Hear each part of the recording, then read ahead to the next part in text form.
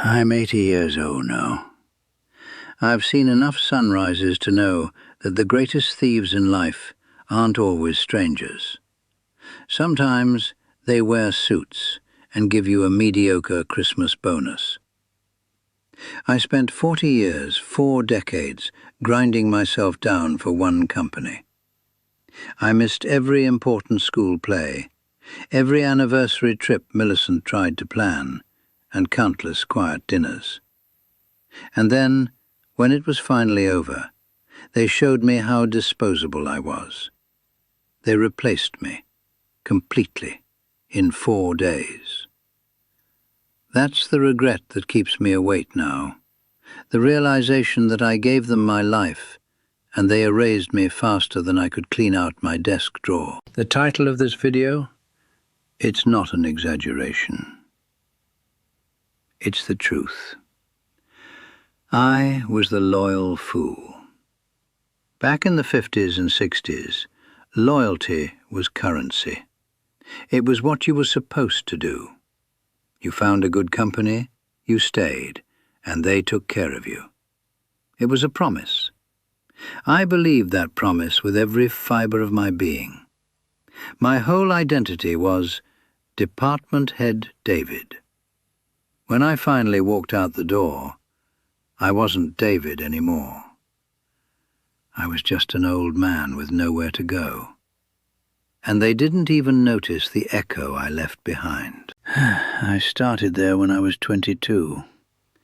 They had an old drafting table and an office with windows that actually opened. I loved it. I volunteered for every late night. I worked holidays, telling Millicent, "Just this one more year, darling, then we'll be secure." I watched young people come and go, always thinking they lacked the dedication I had. I saw myself as the anchor, the foundation. That company logo, that cheap plastic sign outside the building, meant more to me than almost anything else. I truly felt I was building something essential, something that relied on me, David, personally. The sacrifices stack up over time, and you stop seeing them as sacrifices. They just become life. I remember Charles's first Little League championship game. He was 9. I was on a crucial conference call. My boss said I couldn't leave. I told Charles I'd watch the replay. The replay. He hit a home run, and I saw it in shaky 8mm film days later. He never stopped looking for me behind the fence that day, even after he hit the ball. That moment, that little flicker of disappointment in my son's eyes, is a ghost I still can't shake. And for what?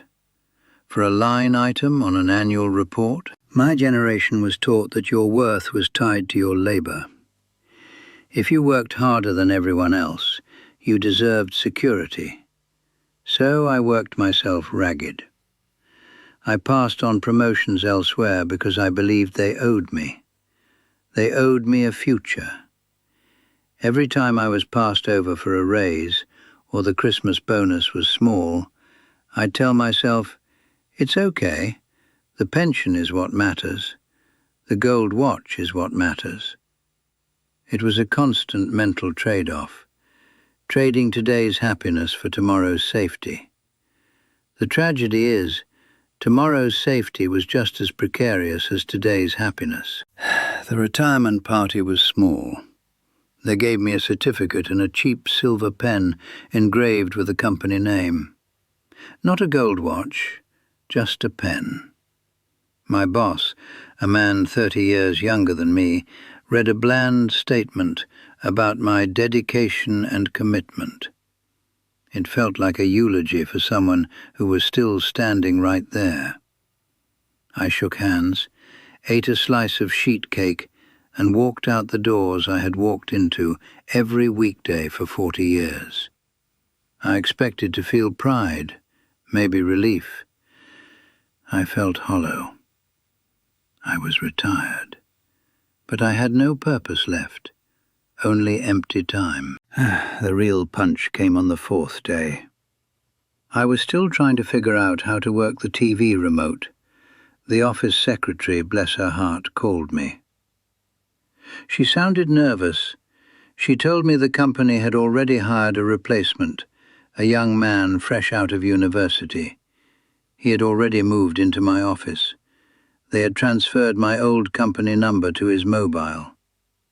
My access card was deactivated the day I left, but they didn't even wait a week before giving someone else my life. 4 days. That's all it took to erase 40 years of my devotion. I realized I wasn't irreplaceable. I was just expensive. That realization broke me.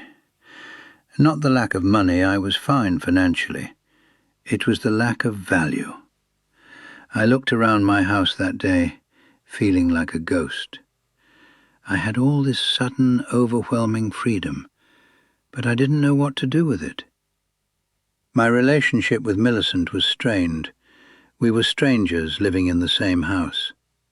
She had built a whole life without me in it, and now I was suddenly home, invading her routine. I had spent 4 decades pouring my energy into a business relationship, and let the most important relationships of my life fade from neglect.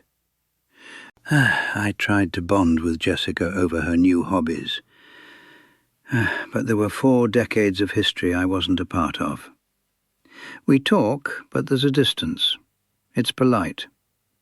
I miss the crucial, messy middle part of their lives, and you can't rewind that. You can't get that back. Time only moves forward. When you're 80, you understand time differently. It's not infinite. Every day that passes is a huge percentage of what you have left. And I regret every single minute I spent stressing over a quarterly report instead of listening to my daughter talk about her silly high school crush. The biggest lie we tell ourselves is that we need to sacrifice happiness today for security tomorrow. But the truth is, security is just an illusion. You can't control the future. You can only control how you spend this breath right now. I spent my breaths breathing stale office air, arguing with people whose names I can't even remember now. I should have been breathing ocean air with Millicent. I should have been shouting encouragement at Charles from the stands. That is the real wealth, not the number in your retirement account, but the richness of your memories. So listen to an old man who learned the hard way. That company you work for? They don't love you.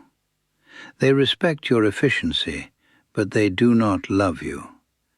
They are a spreadsheet, and spreadsheets don't cry when you're gone. They just calculate the cost saving of hiring someone cheaper. If you are reading this on your phone right now, sitting in your office waiting for midnight, stop. Look at the clock. Is this hour worth the potential distance it creates between you and the people who actually care if you show up tomorrow? I wasted 40 years chasing a gold watch that turned out to be a silver pen. I wasted my energy on people who forgot my name before the funeral home paperwork was signed. Don't wait until you're 80 and your joints ache to realize your mistake. Your real job isn't your career. Your real job is being present for the people who look at you with love in their eyes. Go home. Go home early today. Tell your spouse or your child you love them and mean it. That is the only legacy that matters, because trust me, the company will always replace you